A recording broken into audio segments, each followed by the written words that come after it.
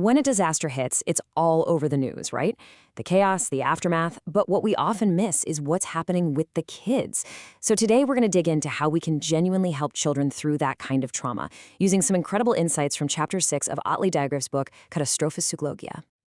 You see, when a crisis happens, the world is flooded with images and stories that just shake you. We see all the immediate stuff, the rescue teams, the grief of the adults. But behind all those headlines, there's this quieter, almost invisible crisis going on. For a child, a disaster isn't just something they see on a screen. It can literally feel like their entire world has collapsed. Everything they count on, their home, their daily routine, their very sense of safety, it's all just gone. Figuring out how to help them navigate that is absolutely essential. Our guide through this complex topic is Atle Dyregrov, who is a leading expert in this field. His book is the foundation for this explainer, which is actually the 6th in our series. And it gives us real, evidence-based ways to support kids when they're going through the unimaginable. Oh, and just a quick heads up before we really get into it, the content for this explainer was put together with some help from AI. We always recommend that you check out the original sources and talk to a professional for any specific situations. Okay, let's dive right in.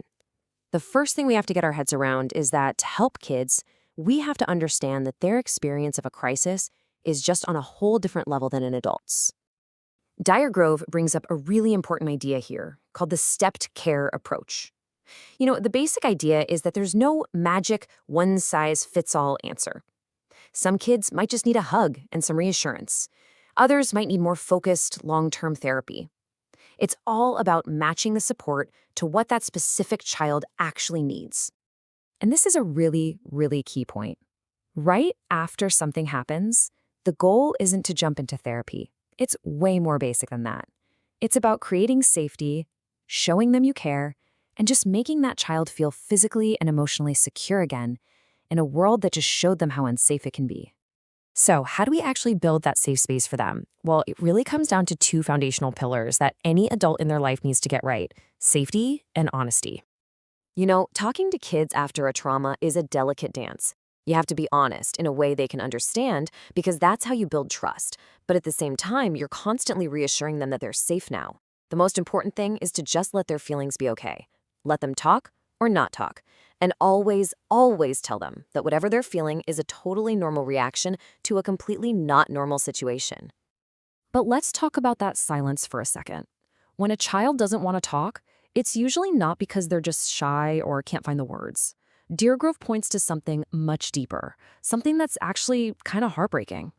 And this quote it says it all. Kids are so incredibly perceptive. They see the pain and the stress in the adults around them, and they decide to stay quiet because they don't want to make it worse.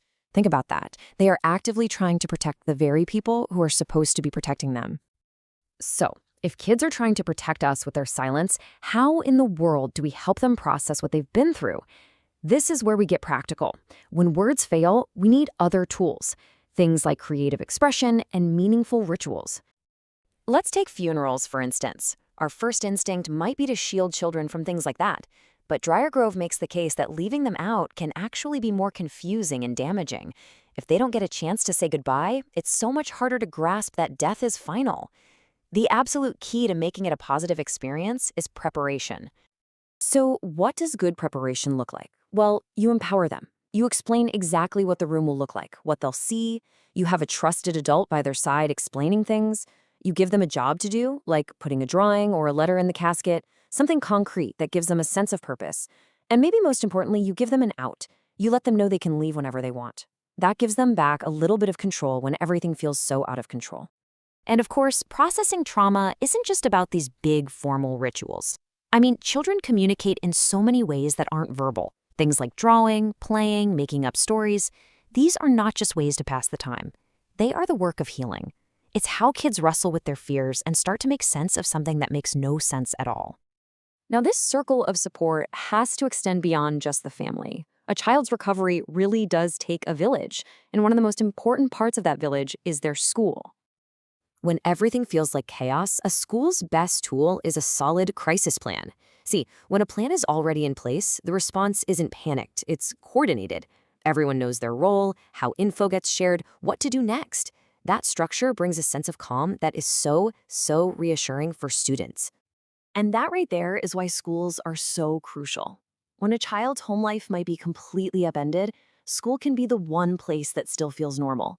They have their routine, they see their friends. It becomes this anchor of stability in a massive storm of uncertainty. So the school's role is to basically become a community hub. That means giving out clear, factual information to stop rumors from spreading. It means organizing memorial gatherings so people can grieve together. It means making space for conversations in the classroom and for symbolic things, like decorating an empty desk. It's really about leading the way with support and reliable information. So after all this, what's the end goal here? It's not about trying to make kids forget what happened. It's about helping them build real, lasting resilience. And this, right here, is probably the biggest takeaway of all. Trauma leaves a mark. You can't just erase it. The goal of all this support is to help a child weave that terrible experience into the fabric of their life story in a way that lets them keep growing. It becomes a part of who they are, but it doesn't become the only thing they are.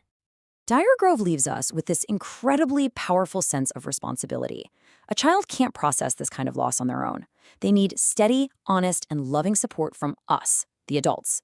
It's our job to help them find a way to carry the people they've lost into their future, not as a source of constant pain, but as a cherished part of their inner world. So that kind of leaves us with a big question, doesn't it? We have the principles, we know what works, but actually doing it requires planning and a real commitment from all of us, families, schools, our entire communities. So how prepared is yours? Hey, thanks so much for joining me for this really important conversation. In our next explainer, we're going to keep moving through Katastrofepykologi and dive into Chapter 7. Hope to see you then.